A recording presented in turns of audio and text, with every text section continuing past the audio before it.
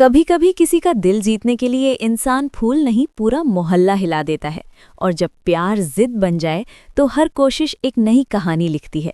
स्वागत है आपका सीरियल किस्सा यूट्यूब चैनल पर, जहां हर किस्सा सिर्फ अपडेट नहीं होता बल्कि एक ऐसा सफ़र होता है जिसमें हंसी भी होती है, इमोशन भी और ऐसा सस्पेंस जो दिल की धड़कनें बढ़ा दे।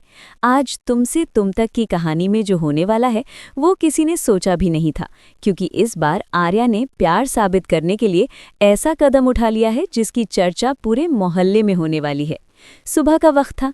मोहल्ले की गलियों में हमेशा की तरह चाय की खुशबू, बच्चों की आवाज़ें और लोगों की रोज़मर्रा की बातें चल रही थीं। लेकिन आज माहौल थोड़ा अलग था। लोग रुक रुक कर दीवारों को देख रहे थे, आपस में बातें कर रहे थे और हर किसी के चेहरे पर हैरानी साफ दिखाई दे रही थी। दीवारों पर बड़े बड़े रंगीन पोस्टर लगे हुए थे। पोस्टर पर साफ लिखा था, मोहल्ला स्पोर्ट्स डे, आयोजनकर्ता गोपाल जी, विजेताओं को इनाम देंगे खुद गोपाल जी। बस यही पढ़ते ही पूरे इलाके में हलचल मच गई। अरे वाह, गोपाल जी ने तो बड़ा प्रोग्राम रख दिया। इतने सालों में पहली बार कुछ मज़ेदार होने वाला है। चलो बच्चों को भी ले चलते हैं। कुछ ही देर में लोग गोपाल जी के घर के बाहर जमा होना शुरू हो गए। कोई क्रिकेट बैट लेकर आया, कोई रस्सी कूद, कोई ट्रैक सूट पहनकर तैयार।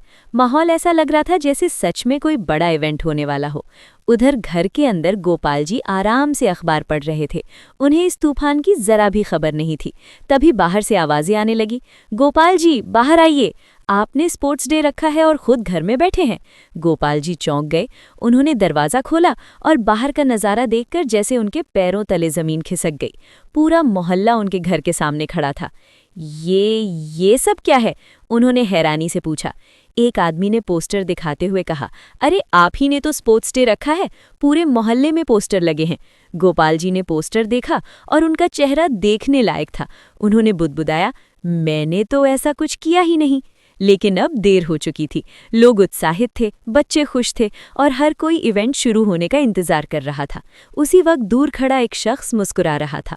वो था आर्या। उसकी आंखों में शरारत थी, लेकिन दिल में सिर्फ एक मकसद, गोपाल जी का दिल जीतना। आर्या जानता था कि सीधे समझाने से बात नहीं बनेगी। उसे गोपाल जी को खुश करना होगा। उन्हें महसूस कराना होगा कि जिंदगी सिर्फ नियमों और डर से नहीं चलती, उसमें खुशी और अपनापन भी जरूरी है। कुछ देर बाद अनु वहां पहुंची। उसने भीड़ देखी तो हैरान रह गई। ये सब क्या हो रहा है? उसने पूछा। तभी उसकी नज़र पोस्टर पर गई और फिर आर्या पर। सब समझते देर नहीं लगी। अनु की आंखों में चमक आ गई। उसे एहसास हुआ कि आर्या सिर्फ उससे प्यार नहीं करता, बल्कि उसके परिवार को भी खुश करने की हर कोशिश कर रहा है। धीरे धीरे स्पोर्ट्स डे शुरू हो गया। बच्चों की दौड़, रस्साकशी, हंसी मजाक, पूरा माहौल त्योहार जैसा बन गया। पहले तो गोपाल जी गुस्से में थे, मगर जब उन्होंने मोहल्ले के लोगों को हंसते खेलते देखा, बच्चों को खुश देखा, तो उनके चेहरे की सख्ती धीरे धीरे कम होने लगी। और तभी एंट्री हुई आरएस सर यानी आर्या की। स्पोर्ट्स डे हो और मैं हिस्सा ना लूं, ऐसा कैसे हो सकता है? उसने हंसते हुए कहा। सब लोग तालियां बजाने लगे। पुशअप्स प्रतियोगिता शुरू हुई और जैसा सबको उम्मीद थी, आर्या ने सबको पीछे छोड़ दिया। लोग चीयर कर रहे थे, बच्चे उसका नाम ले रहे थे और पहली बार गोपाल जी के चेहरे पर हल्की सी मुस्कान दिखाई दी। अनु दूर खड़ी ये सब देख रही थी। उसकी आंखों में गर्व था। उसे महसूस हो रहा था कि कोई उसके लिए इतनी मेहनत कर रहा है, सिर्फ उसे पाने के लिए नहीं, बल्कि उसके परिवार का हिस्सा बनने के लिए। इसी बीच कहानी में एक और बड़ा मोड़ आया। आज अनु ने आखिरकार रजनी को भी मना लिया था। लंबी बातचीत, आंसू और सच्चाई के बाद रजनी का दिल थोड़ा पिघल गया। उन्होंने पहली बार माना कि शायद उन्होंने अनु को गलत समझ लिया था। लेकिन जहां खुशियां बढ़ती हैं, वहां कोई ना कोई उन्हें तोड़ने की कोशिश जरूर करता है। और यहाँ वो शख्स थी मीरा। मीरा सीधे गोपाल जी के पास पहुंची। उसके चेहरे पर चिंता का नकाब था। आप कुछ भी कर लीजिए, लेकिन इस शादी के लिए मत मानिएगा। गोपाल जी ने पहली बार उसे गौर से देखा। इसमें तुम्हारा क्या फ़ायदा है? तुम्हें इतनी दिक्कत क्यों है अगर आरएस सर और अनु की शादी हो जाए? मीरा कुछ पल के लिए चुप हो गई। उसे उम्मीद नहीं थी कि सवाल उस पर पलट जाएगा।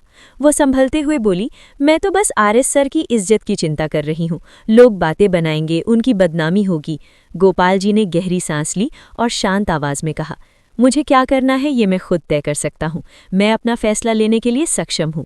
ये सुनते ही मीरा समझ गई कि इस बार बात उसके हाथ से निकल रही है। वो वहाँ से चली गई, मगर उसके चेहरे पर बेचैनी साफ दिख रही थी।